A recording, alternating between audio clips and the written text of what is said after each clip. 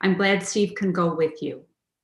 Oh, Steve, yes, she's not been to the place, but she certainly knows my sister well, and all the names of the places, the houses, the church, the streets, the markets. Oh, the Marks and Spencers. I don't know how much you know about the English scene, but it's all about Marks and Spencers and that stuff like that. Oh yes. Well, that will be a trip that I know you will enjoy having her wonderful company. Oh, I wouldn't be able to do it without her. That's for sure. Understood, Sheila. Well, she's got great ideas for what to do with Peggy's little owl collection. I pack them up and put them in little bags and give them to people that come. In the little sort of 99-cent bags, and give an owl to each person that shows up. Steve is very creative to do that. I mean, otherwise it's like, what? I don't want to give them to whoever, Yes. The Salvation Army store, because they mean something. Everybody knew she had an owl collection. Absolutely. Little things like that, that have got to be done. Well, we're going to be starting here in just a moment. We'll wait just another moment and see if anybody joins in, and others may be coming as we begin. But I am very respectful of your time and delighted that you're here today. Sharon, so good to see you. Thank you for being here. I see Missy is coming online with us as well. And hi, good to see you both. Wow, good to see you both.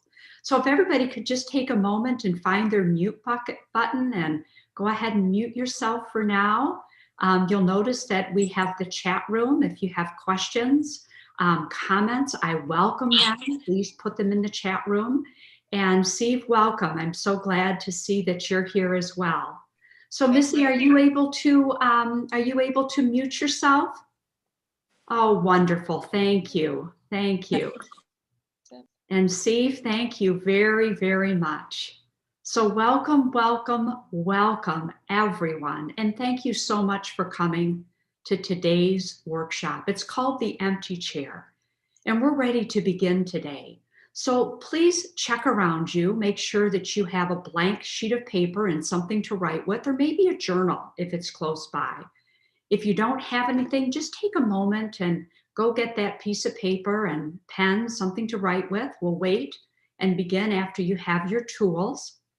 And other than that, just yourselves and your open heart is all that is needed today.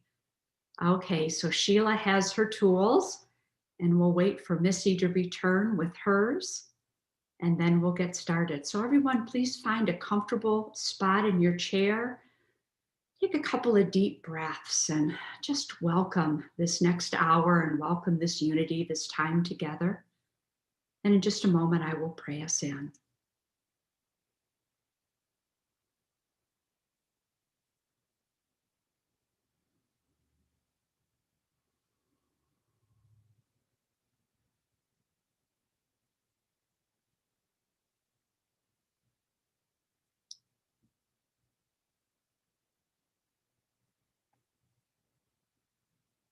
So I just invite you to take a moment and join me in prayer by softly, gently closing your eyes or maybe lowering your gaze, doing whatever is comfortable for you as I open this space with prayer. There is only one life. That life is everywhere present, in all things and as all things. It is the totality of everything known and well beyond. It is evident in nature, in the changing of the seasons, in the slanting of the sun. This intelligent design is so creative that it has birthed universes. It pulls the tides. And it is evident in the loving kindness displayed between one person and another. Yes, this power and presence guides and unites everything. And I am one with it. It resides at the center of my being, and it is the guiding light for everyone within the sound of my voice. I speak my word now, claiming for this workshop unity and the courage to keep our hearts open and ready to work in this space today. For this workshop spreads healing, and then this healing becomes more of the same. I now release this word as law, knowing it is already done. Please join me in saying, and so it is. Amen.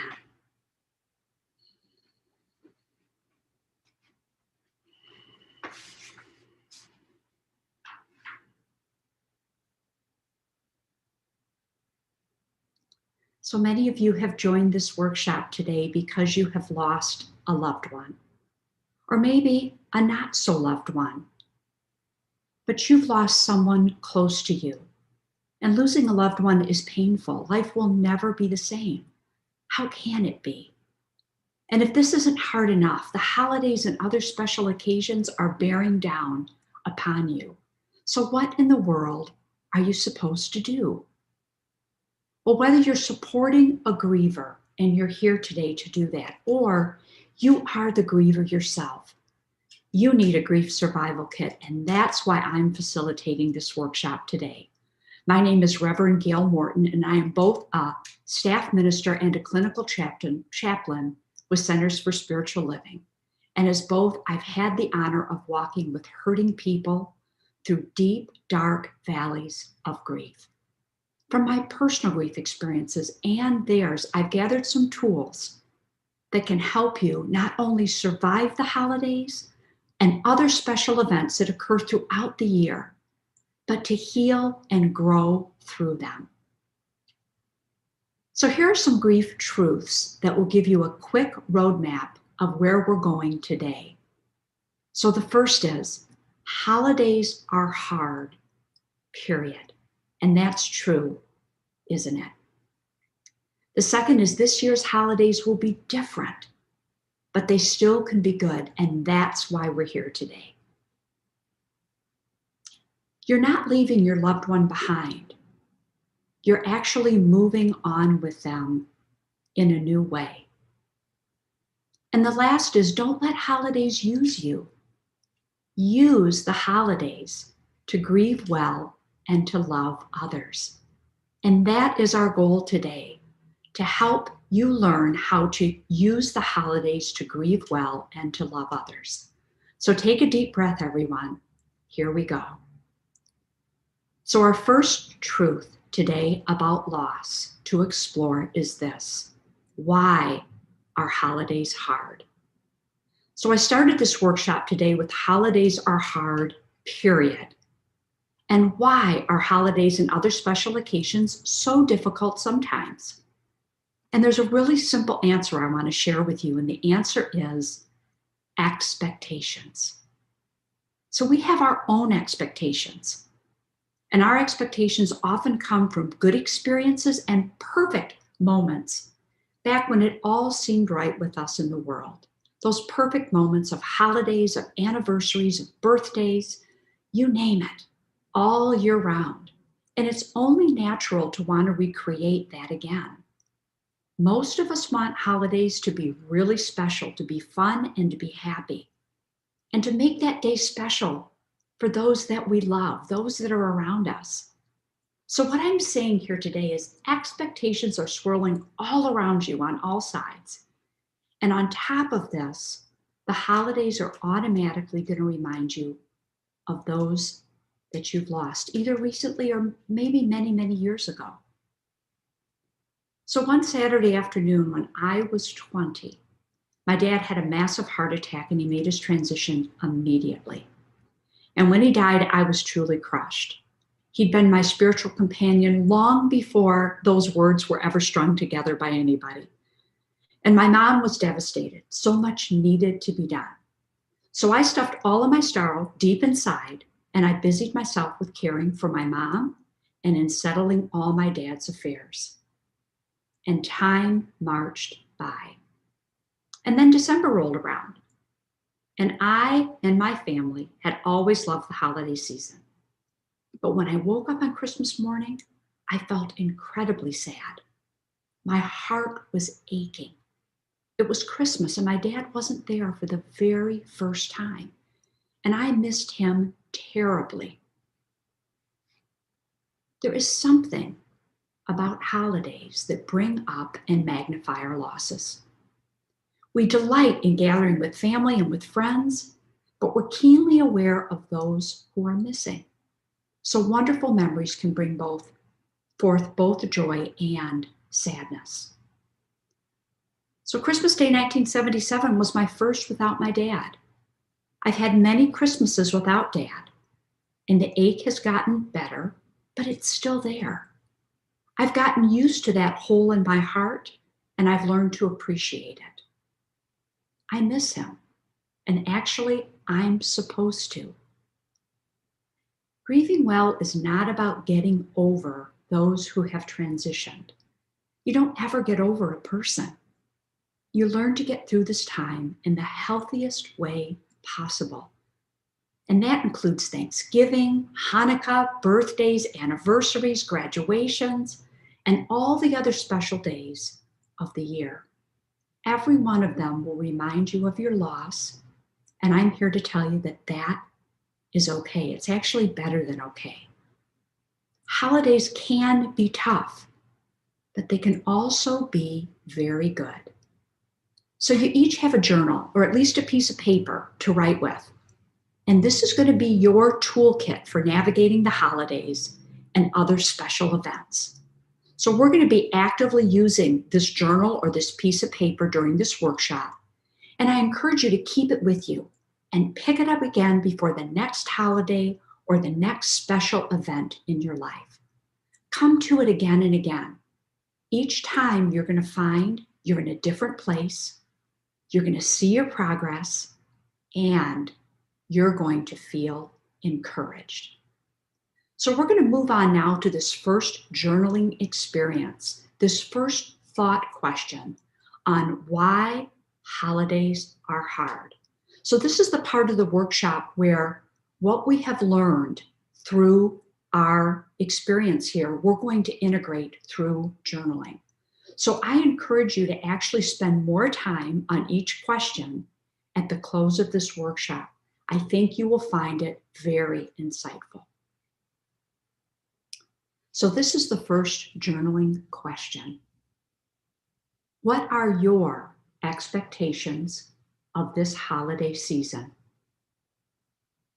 What are your expectations for this holiday season? For yourself, for family and friends, for others.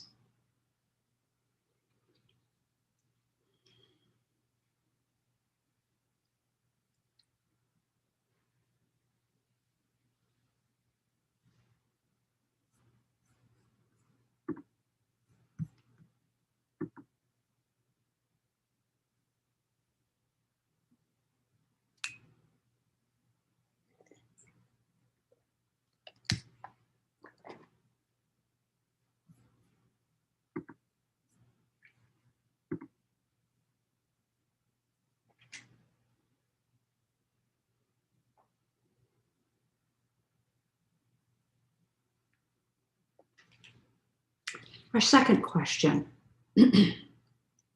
What do you think others' expectations are for this holiday season? What do you think others' expectations are for this holiday season?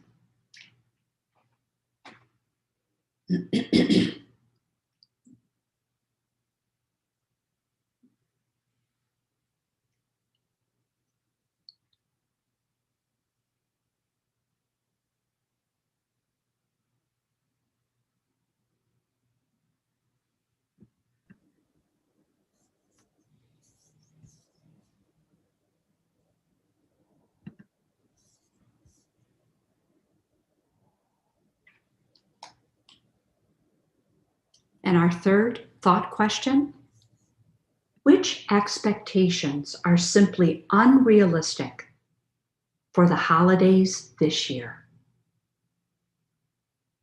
Which expectations are simply unrealistic for the holidays this year?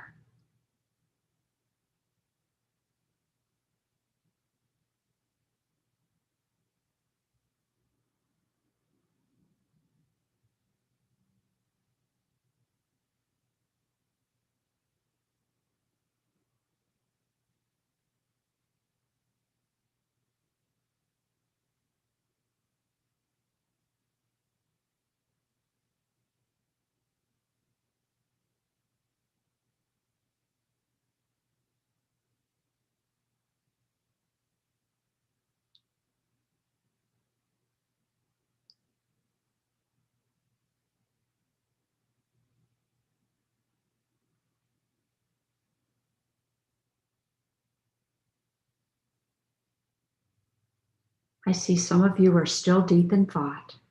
I encourage you to come back to this question and the others at the end of the workshop and continue to see how your answers unfold. So this topic was why holidays are hard. And I'm going to close each topic with an affirmation. Even with my loss, this holiday can still be good. I'll begin by managing my own and others' expectations. I'm going to repeat that. Even with my loss, this holiday can still be good. I'll begin by managing my own and others' expectations. So our next truth around loss is this holiday will be different. So one thing is certain, your holidays will be different from now on. Your holidays and other special occasions throughout the year will be different because your life has been altered forever. Someone or someone's very special to you, to your life, is missing. So no matter what the occasion, you probably have powerful memories of your loved one associated with it. Potential reminders are everywhere during the holidays. There's a familiar song. Being with good friends you both enjoy, you all enjoyed. Holiday cards arrive addressed to just you. All of these remind you of your times together, and you can't get away from them. There are triggers around every corner. Yes, holidays will be different now, but let me assure you of a few things. It's okay to be exactly where you are in this grief process. It is what it is, and you are exactly where you need to be. You may feel like a mess some days, and that's not surprising at all, because grief is messy, and holidays can be messy too. Maybe you wish you could be stronger, but real strength lies in being real with your own heart, allowing yourself to feel what you feel. And I guarantee you, you are stronger than you know. So what is it that you need to do? The first thing is be very kind to yourself. Give yourself some wiggle room. You know what I mean. Cut yourself some slack. Don't expect as much from yourself. Maybe don't expect as much from others either, for that matter. Work on, instead, accepting right where you are right now. This time is not business as usual. It's new, uncharted territory for you. Even if you've had other losses, and I know we all have, every loss is different. So this holiday will be different. So I survived my first Christmas without my dad, but I went on to graduate from college, to celebrate my first job, to get married, to start a family, and my dad was not there for any of them. And I missed him every single time. Yes, my heart still aches, and I bet your heart aches too. That ache actually honors your loved one. The grief you feel is part of saying, I love you, to the one that you've lost. So being kind to yourself and accepting where you are is the key to navigating holidays in a healthy manner. Yes, this holiday will be different, but it can still be good. Now it's time to put this message to work. So please take out your journal or your piece of paper and your writing tool again and reflect on these new thought questions. How do you think this holiday will be different because of your loss? How do you think this holiday will be different because of your loss?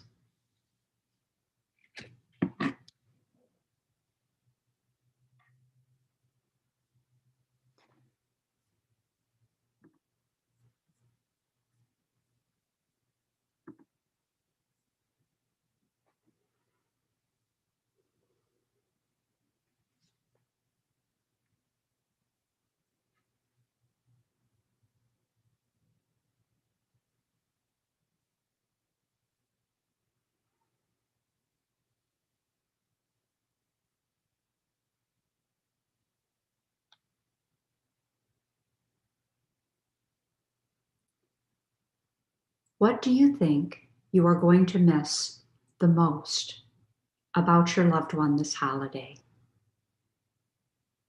What do you think you're going to miss the most about your loved one this holiday?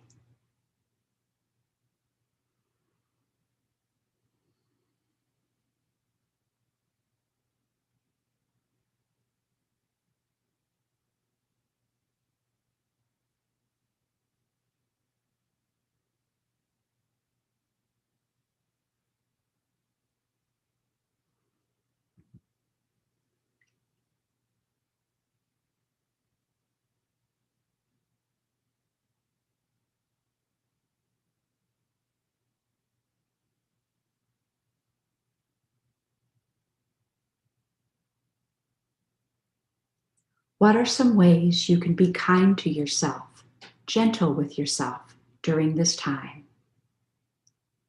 What are some ways you can be kind to yourself during this time?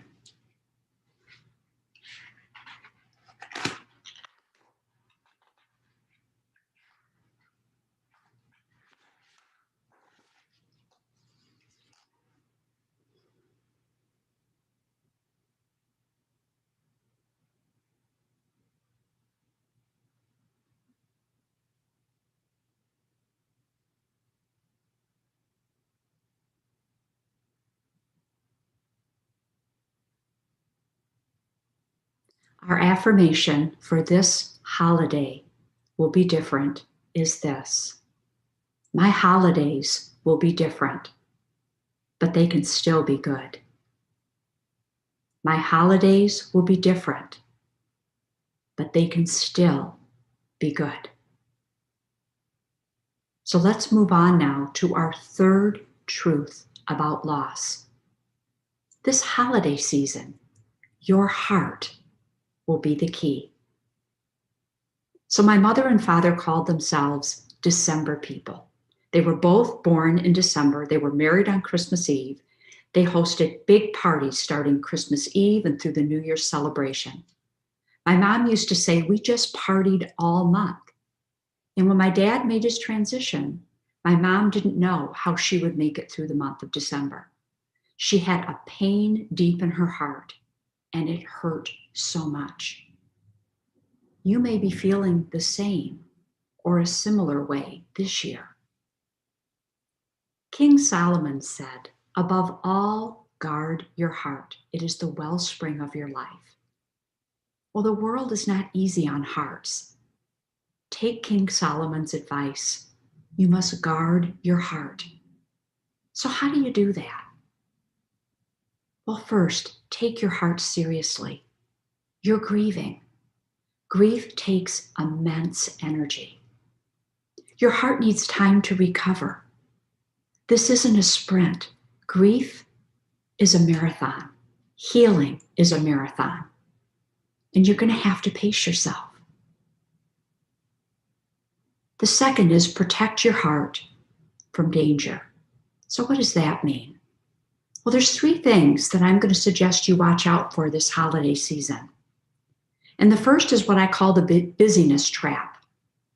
So holidays and special events are always busy, right? Go, go, go, do, do, do. The best thing you can do this holiday season is just the opposite. It's to slow down. You are trying to adjust to a new normal, and you need some breathing room to do that. Too much activity squeezes your heart, and it hinders healthy grieving. So that's the first thing to watch out for, the busyness trap. The second is what I call the expectation treadmill. So we talked about expectations in the very first topic. Everybody has them. And this holiday can't be about pleasing others and making other people happy. It's not your job to make people happy, period. You can't. They have to make that choice for yourself. And the third is what I call the Santa syndrome. So guess what? Ho, ho, ho is not exactly where you are right now this year. Guard your heart by giving yourself permission to grieve during this time. And last but not least, be proactive in your choices. You have a choice where to go, where not to go, how long to stay, what to be involved in, and with whom. You have this choice always. So you may not be able to control everything in the holidays, but you do have control over many things. Focus this year on what you can control to grieve well. Take time with your own heart. Acknowledge what you're feeling. Be good to yourself. So now that we know this holiday will be different, it's wise to address how to make wise choices. So grief is terribly draining. You're going to be really tired when you're grieving, and you're going to need more rest than usual. So chances are your gas tank is feeling near empty. And what do we all do when we have a limited supply of gas? Well, we limit how much we drive, right? And we drive in a more cost-efficient and wise manner. So how does that equate to the holidays? Well, first of all, be wise. Make good choices. You're likely going to have to do less this holiday. Holiday activities generally fall into 1 of 3 categories. The first category is it's tradition. So most, if not all of your holiday traditions probably involve your loved one or loved ones somehow. And so you have to decide whether you want to continue that tradition this year, and if so, how. So consider not making that decision alone. Include family members, if you have them, in the process. What did they want to do with that tradition this year? What would honor your loved one the most? And what's also important here, if you do have family involved, is that you've talked about the huge elephant in the room, your departed loved one, and how you're going to celebrate the holiday this year without them. So our second category is I have tos. So when you think about it, it's truly amazing how much of our holidays revolve around what we sense we have to do, our obligations. So what are your typical obligations during the holidays? Question I have for you is, do you really have to do that this year? And if it has to be done, do you have to be the one to do it? Remember, you're running on less than a full tank when you're grieving. Obligations use gas, and that gas might be needed for things of higher priority. And the third category, which is the one that I absolutely love, is I want tos. I want to stuff is the most fun of all. It falls into the just because category and doesn't need to make sense to anybody else but you. So what's key here is that you want to decide, where do you want to go? And how long do you want to stay? What do you want to do this holiday? Whom do you want to do it with? Again, the key words here are I want to. I would love to see you guys put that at the top of your list. What are those I want tos? Remember, you're at a quarter of a tank of gas right now. So guard your heart. Make wise choices. Our next journal questions are going to help you do this, and you'll be glad that you did. So how to make wise choices? I'd like everybody to number on your paper 1 through 5. Number 1 through 5.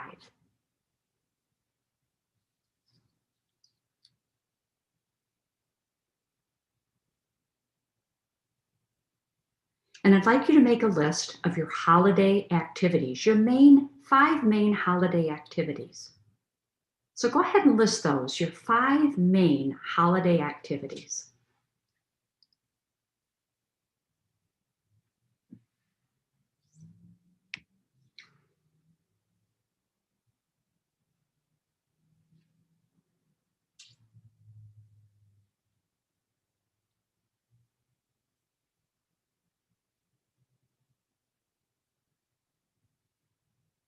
What are your 5 main holiday activities?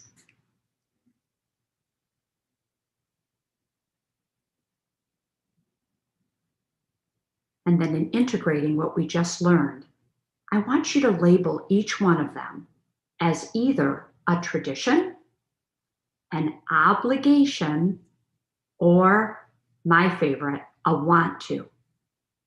So label each one as either a tradition, an obligation, or a want to. And that's how you view this activity. Nobody else, just you.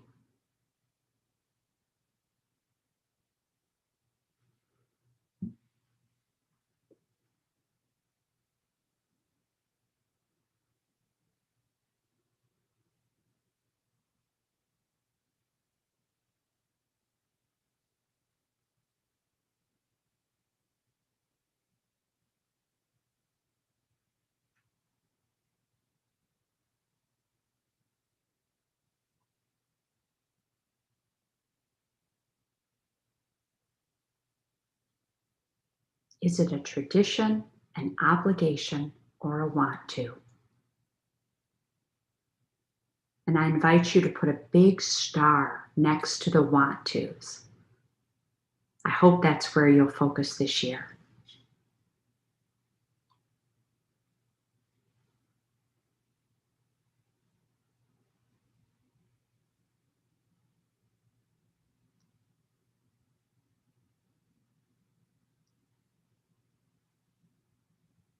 And our second question is this: what do you want to do this holiday season?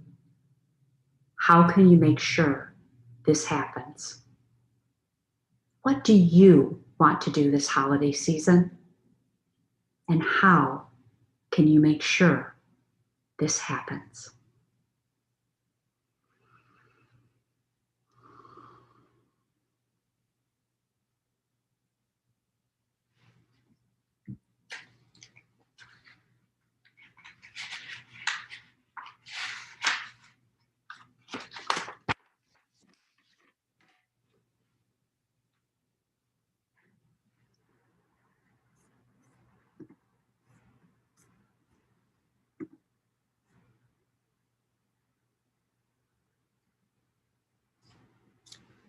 And our affirmation for this topic, how to make wise choices, is this: I will watch my gas tank carefully.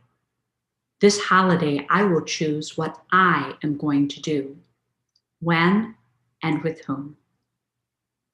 So, our final exploration today around loss is this holiday with your loved one. So, I'm going to share a quote with you.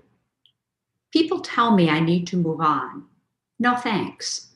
I can't ever leave her behind. So, this is a quote used with permission from somebody who attended my Beyond Grief workshop who had lost her daughter. And my answer to this question was this: who said you have to leave her behind? You can't. It is impossible. She's a part of you. You take her wherever you go. So the truth is, when someone transitions, we don't move on without them. We move on with them, but in a new way. We move on with them, but in a new way. So I want you to think for a minute about what that might mean for you. How can your loved one take a new place in your family? Physically absent, but yet a part of your family always. Yes, your loved one is gone. They're no longer physically present with you, but think of the profound influence they've had on your life. They are a big part of you and always will be. Nothing can ever take that from you. So your task this holiday is not to move on without them, but to move on with them in a new way. So I'm going to share with you a few things others have done to honor their loved ones in a good and healthy way, These are just some ideas to kind of get your creative juices going. So leave an empty chair at the table where they generally sat. After the holiday meal, share what you remember and miss most about them. If you celebrate Christmas and your tradition is putting up stockings, consider putting up a stocking for your departed loved one and have everyone write a letter or a card to him or her and put this in the stocking. On Christmas morning, read those letters out loud. Consider volunteering in their honor. Talk and share stories about him or her as you enjoy this new holiday tradition. You know, our grandma always ran to the door to greet visitors, so when she made her transition, we lit a candle and put it in the entryway. It just sets the right tone, like she is right here with us. And what about birthdays? Well, consider a balloon release on their birthday. Maybe even write messages on the balloon with a Sharpie. So the possibilities are endless. Think about, what did your loved one enjoy? What reminds you of them? Are there any traditions they were a part of?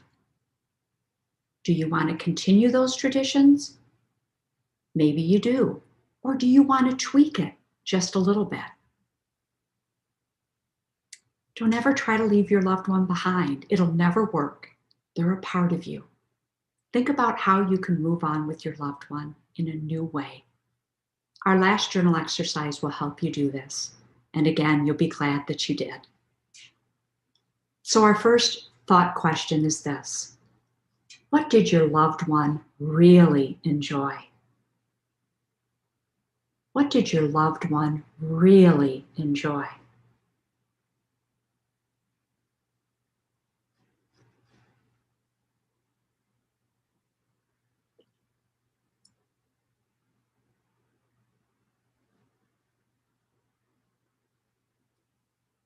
And the second part of this first question: what sorts of things really remind you of them?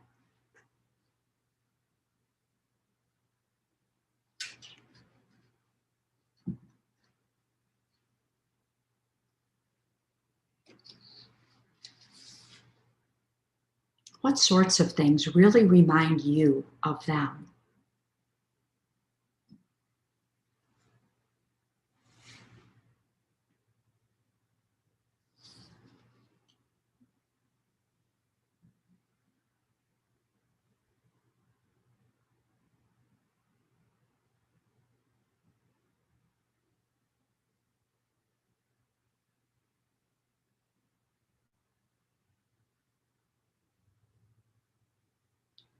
Based upon the answers above, what can you do this holiday or special event to honor them and your relationship to them? What can you do this holiday or special event to honor them and your relationship with them?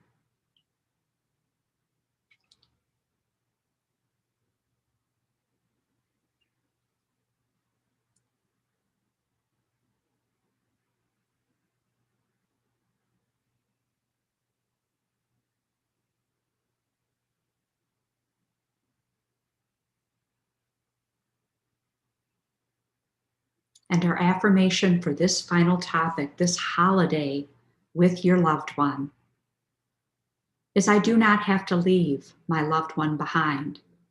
I can be creative and move on with them in new ways. So before we move into our close today, I'd like to briefly address the elephant in the room, and that's the interconnection of grief and faith. So grief is our natural reaction to a loss.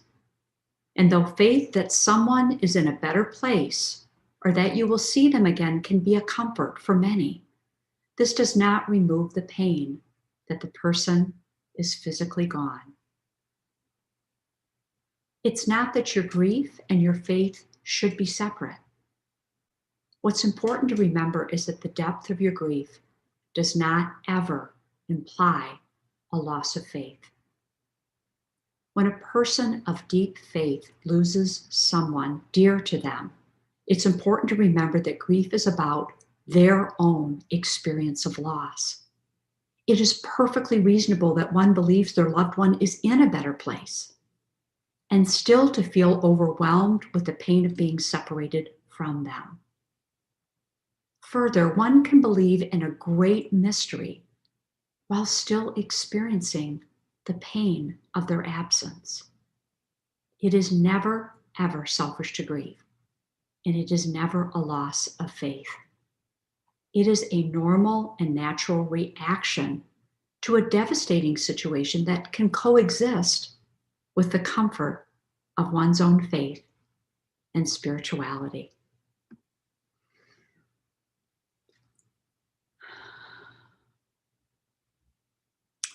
So we're now getting close to the close of our time together. And I'd like to thank you all for joining me today and for investing in your personal healing around the loss of your loved one or loved ones. And I have placed, as you can see in our chat box, email addresses of 3 practitioners.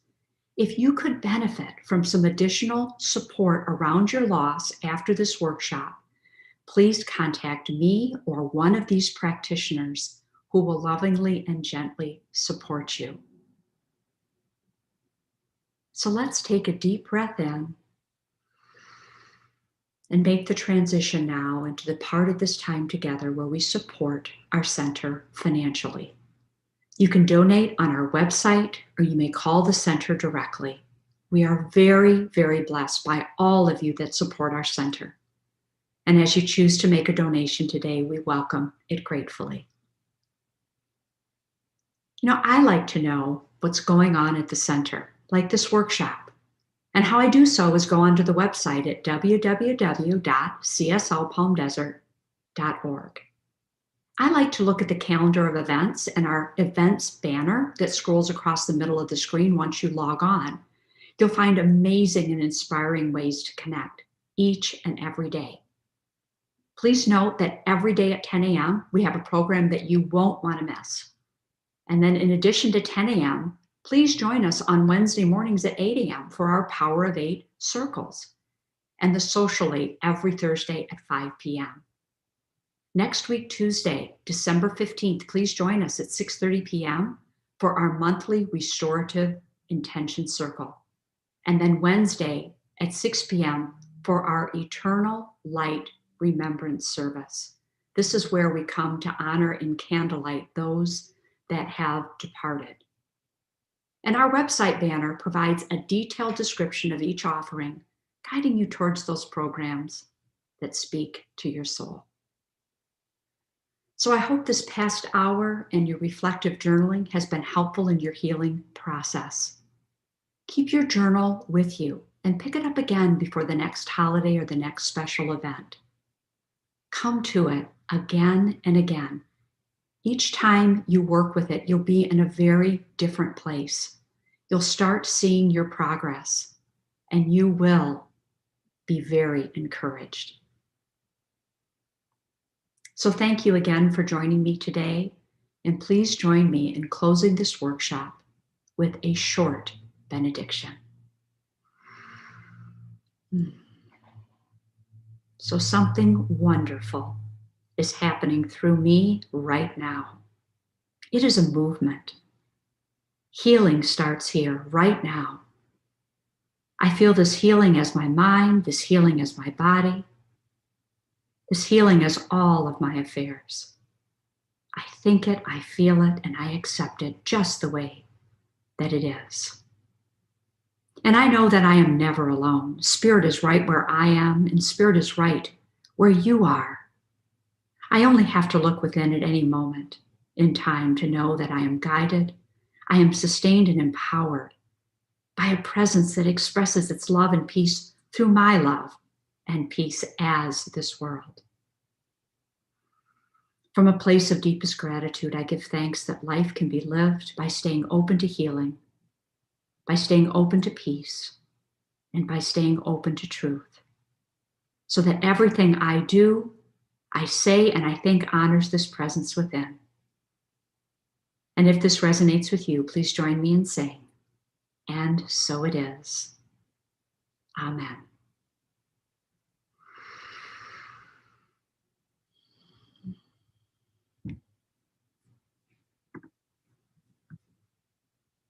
Thank you all for joining.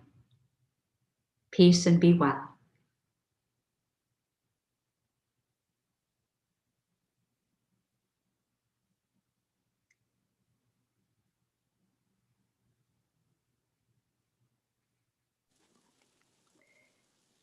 Gail, was this recorded? Yes, it is live, and it is still live, Sheila. It is still live. I still see the red button at the top, so we're still live. So if you would like, you can go back onto Facebook or YouTube and recapture the questions in the journaling if you'd like, and also recapture anything that we've covered today. And it will be under the same title on YouTube, to go on YouTube.